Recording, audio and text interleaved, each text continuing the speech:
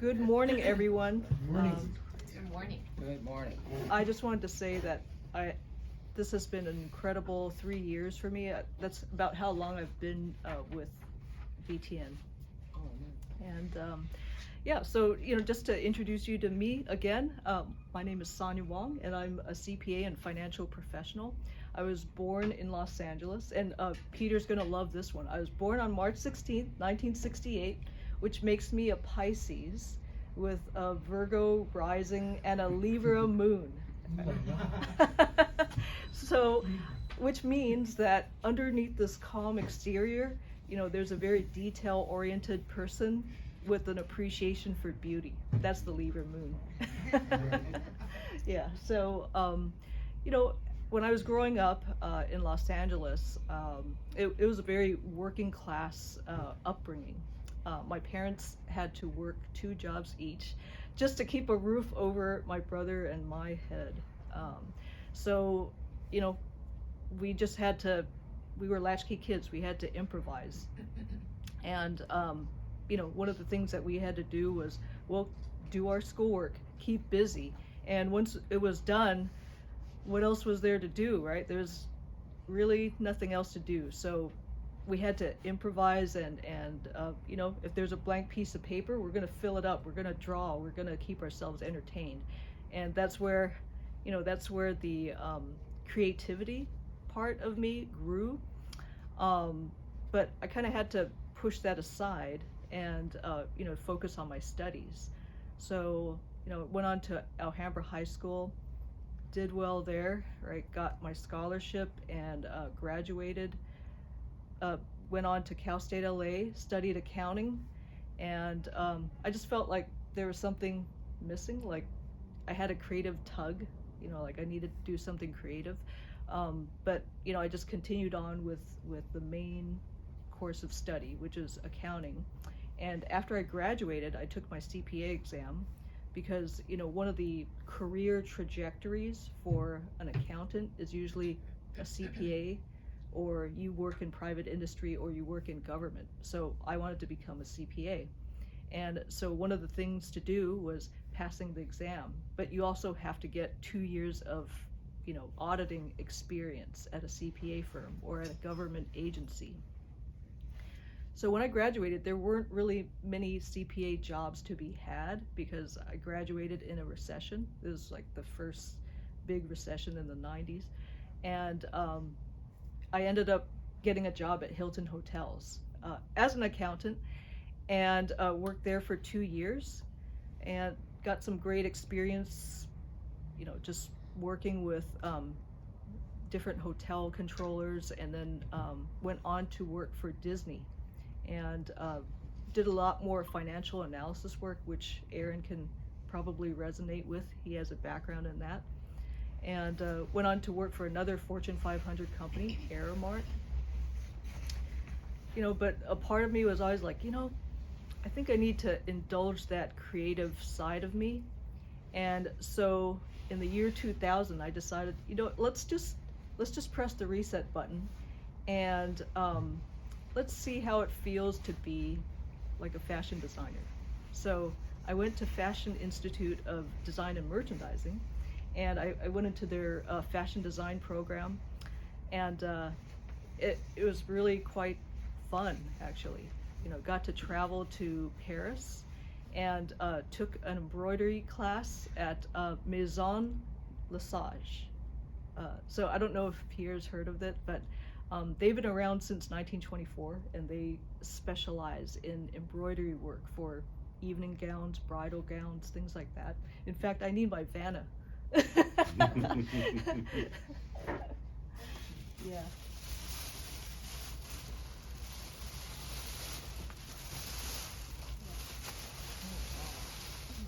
Yeah, so the class, the tour that we took, just they were asking like, oh, do you want to do this embroidery class, or do you want to sightsee? I said, I want to do something. So I took that class, and that was the initiation class. I mean, there are way more classes to take at Lesage.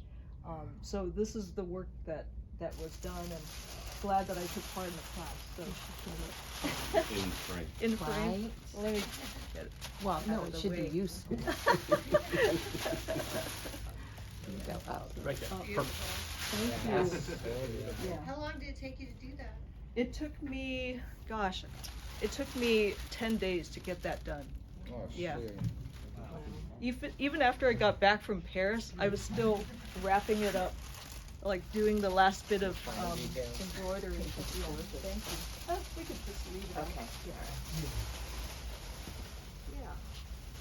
So, thank you. After I came back from Paris, I had some decisions to make, and then I got a phone call from my friend saying, you know, never mind about your fashion design class.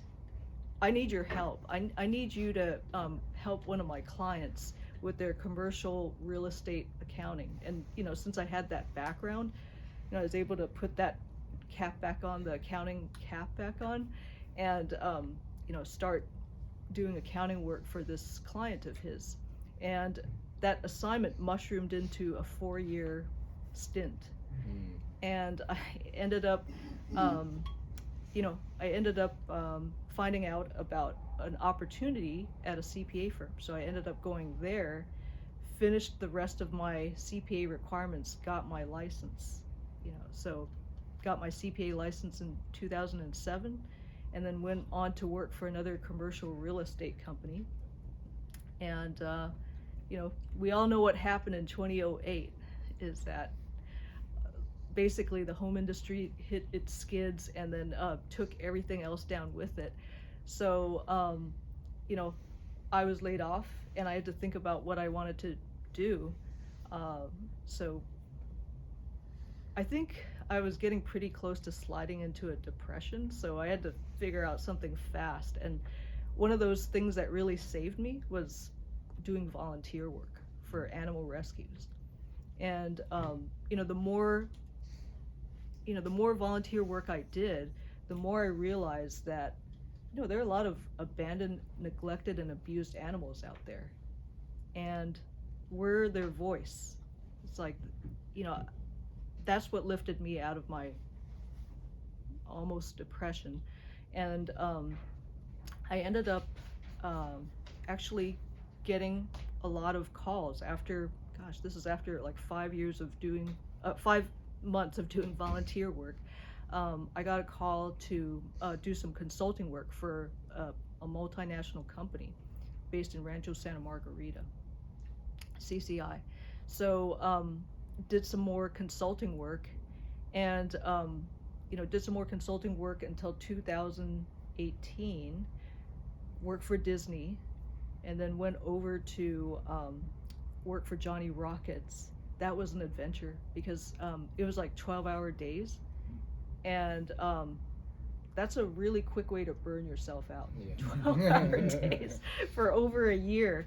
And after a year, I just decided that, you know what, if I'm going to work this hard for anyone, it should be for myself. And you know, at least I don't have to put up with someone else's bad day. You know, if I don't do something, if the company doesn't do well, it's going to be because of me, you know. So, you know, I just decided that I wanted something with a little bit more autonomy, where I could leverage all the skills and experience that I have and help individuals and small business owners.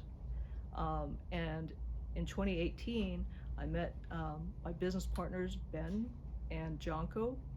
And you know, we've been helping individuals and small business owners with retirement planning, you know, succession planning, as well as doing some tax work, and also long-term care. We've been helping a lot of business owners with that as well.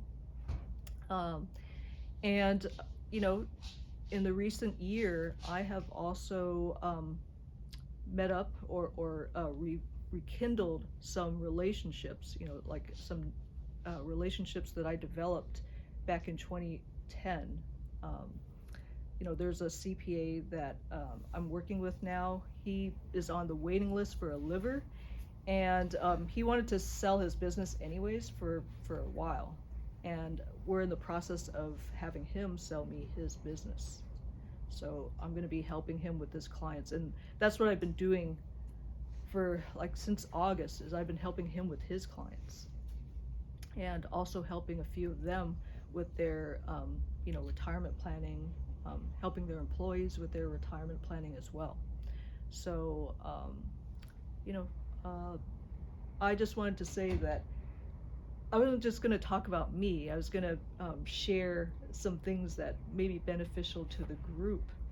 In fact, yeah, so the next slide is there's some developments for 2024.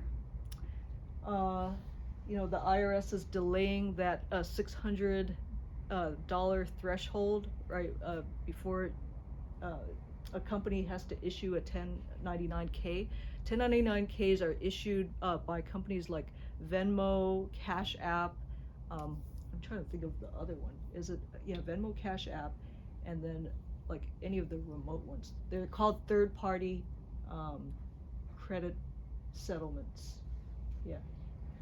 And so just to let you know that the IRS is giving us a small little break, but if you had any transactions where you paid someone through Venmo or you received payments through Venmo of $5,000 or more in 2024, you'll have to issue a 1099 to, or not you, but the credit company will have to.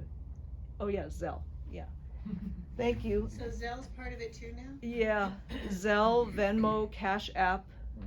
Yeah, Is so it 5,000 per year 5,000, total or yeah. per transaction? well, 5,000 per year. So this is for 2024. We were going to be subject to the $600 threshold this year, but the IRS is trying to ease us into it. However, if a taxpayer receives over $20,000 and has more than 200 transactions in 2023, they will get a 1099-K from any of these companies. So Now good. that 1099-K is simple. It's income. You're reporting it anyway. So what does it matter? Yeah, it's any income that you would have received from those few companies. Because normally, you know how either a customer or client issues you a check, or they ACH a payment, or they wire a payment. Well, there have been other modes of payment, which are, Zelle, and it's just the government's way of saying, hey, we don't want people to basically bury any income through these settlement companies, these third-party settlement companies. So just so long as you're reporting it anyway, and you If just got to it make now- sure you've claiming it. That's all. Yeah. Yeah. That's posted onto your sales. Yes. So Don't they file directly? No. They being the third-party companies, they have to basically issue you a 1099-K. This is just to document that you received payment for Income, services earned that you income. did, Right. earned Don't income. notify the IRS automatically? No, but Yeah, now yeah, you're going to that's get it. 1099 twice because Paul's going to 1099 me, well, and then Venmo's going to 1099 me.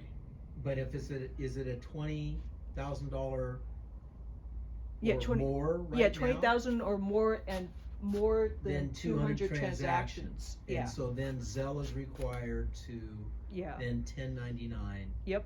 the 10 recipient of The recipient of the that. There could payment. be multiple people that you, so Drug dealers are the, gonna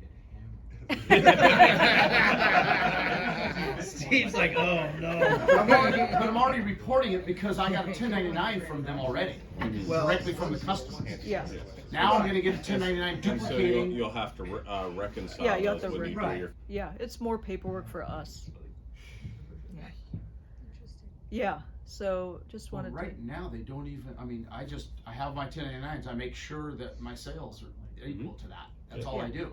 Yeah. So They don't know. There's, I guess, in an audit. Yeah. per se. yeah. A copy of the copy. Copy. Yeah, exactly. in triplicate. In triplicate, yeah. So, the good news is that they delayed that $600 threshold. The bad news is that it's on the horizon. For what? 2023.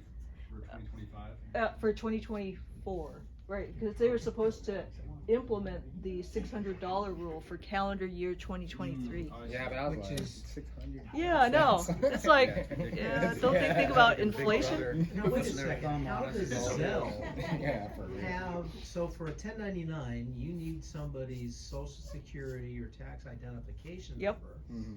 And as a sub, you know, I'm gonna collect in, as I do, all of the W-2s, Oh, 1090. W-4. Oh, yeah, Right, the the W4s, information. yeah. How does Zell have that?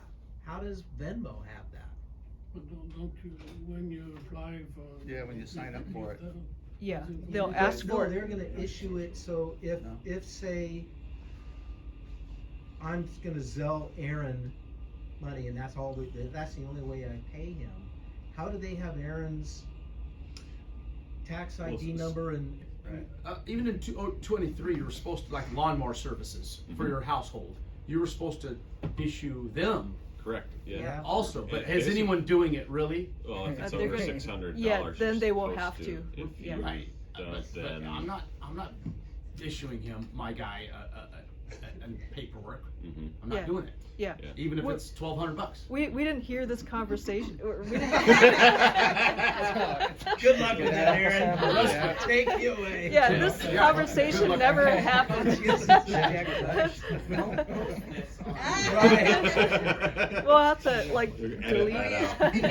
Yeah. Just mute it. Yeah. We hear white noise background. Yeah, exactly.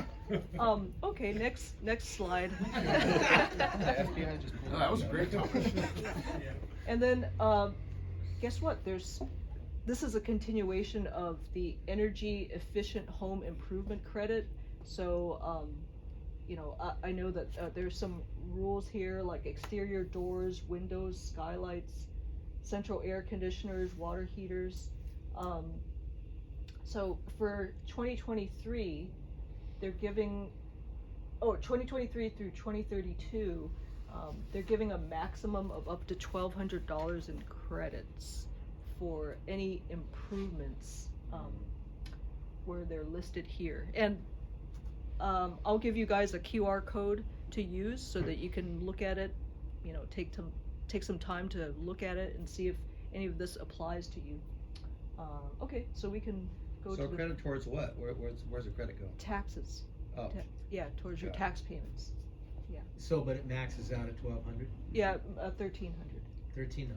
I'm Alright, sorry, well, it was 12. 1,200. Sorry, Yeah, it was. It said 12. It said 12. You're right. So, and that totals because, I mean, we're installing windows and doors all the time. Yeah. I've got a house with 5 heat pumps going that's already installed. Now, that's a fraction, that's a drop in the bucket, but Yeah. it's, you know, It's worth the some- conversation. Yeah, it's worth the to- conversation, and if you could click, you know, when you get to the IRS website, they have like a list of, you know, how they can qualify, like what doors qualify, what types of conditioners qualify, so you click on that link. Is it the same on the heat pumps and boilers and stuff, or is it specific products? It's Specific separate. types of boilers? Yes, specific type of boilers, so Okay. if you click on the requirements, Website. yeah, I think you're right. you can tell, cause it would be a shame to make, you know, any type of improvements that don't meet those qualifications and then, you know, not get it, so. The next page is for, qualified plug-in electric drive motor vehicles, and again, the requirements are on the link. And, there used to be a phase out for the credit. You just need to fill out a form to claim that credit. And so basically, yes, it's for like Toyotas and Teslas and GM electric vehicles. They were specifically listed on there, so you may want to check that out when you have a chance. So the burning question that I know everybody in the room has, is the Cybertruck less than 14,000 pounds? Oh, the Cybertruck. It's out now. It is, Yeah. huh? Shoot. Yeah, yeah, this is gross I don't know vehicle what weight that of is. less than That's this 14,000 Tesla truck. pounds. Yeah. Oh, a Tesla truck? Yeah. Right. Oh, it looks like a moon rover. Yeah. It does. looks like a clown, you can buy one. It's like a, Yeah. like the Hummer face, right? Yeah, it does look like a Hummer style. Kind of, yeah. Yeah. It's like Legos made So of how, concrete. how Yes. much is- That's a good is the description rebate, for it. Or what do you get for this one? You can. What do you you can say? Oh, what do you? Oh, okay. It depends on you know, how much the car is, but there's no limit. I think there's no limit. There's like a little form, so it's the credit is different for each Oh, different okay. car. And if you click on this link, it'll bring you to you know, what are the requirements there are, as well as the form. So the next page, yeah. So you can use this QR code Okay. to, you know, look at the Navigate. specific requirements. Yeah. I just didn't want to put too much on the slides. Yeah. And What is that one car that they say that if you buy it as over a certain amount of pounds, then it's considered a commercial vehicle and you can write the A little entire bit bonus vehicle? depreciation. yeah, exactly. That's How much does that vehicle have to weigh? 6,000 pounds, I think. That's what I thought. That's why I thought the 14,000 was That everybody loves that Mercedes G-Wagon. Yeah, Yeah. yeah.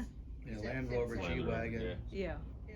There's a couple of them that Yeah, qualify. there's a Yeah. schedule, and the schedule is declining year by year by what percentage you can write off immediately, but it's still pretty good. Yeah. So Yeah. if you're gonna do it anyway, might as well. Yeah. Might as well get some credit You'd for run it. the whole vehicle. Yeah, if you Yeah. need a new truck for work or a new van or something, likely may qualify. So. Yeah. So the government giveth and taketh away. They take it away a lot more than. They do. Yeah, they So do. And they any little tidbits you can grab from here, just grab it. Yeah. right. So so that's all I have in terms of my presentation for this quarter. A spirited debate. Questions? Moral of the story, go back Yes. to Well, cash. you covered that up. Yeah. Are you doing any more embroidery? Only if I go back to Lesage. I love that place. Oh. Yeah. They're gonna celebrate their 100th anniversary soon. Oh, boy, Yeah. That's so cool. that's Yeah, gorgeous. so much love. Thanks. That's amazing. What do you do for your creative outlet now? Because your business is probably Now. more left brain. Yeah, it is more left brain. You know, like I don't really indulge the creative side as much anymore because any spare time I have, I usually try to foster. Like over the Thanksgiving holiday, I did do some fostering for the shelter, the OC shelter. Yeah, So you're a Good for you. I'm a do-gooder. Yeah, it keeps me out of trouble. So, yeah. Any other questions or? That was great. presentation. Yeah, thanks. Thanks so much.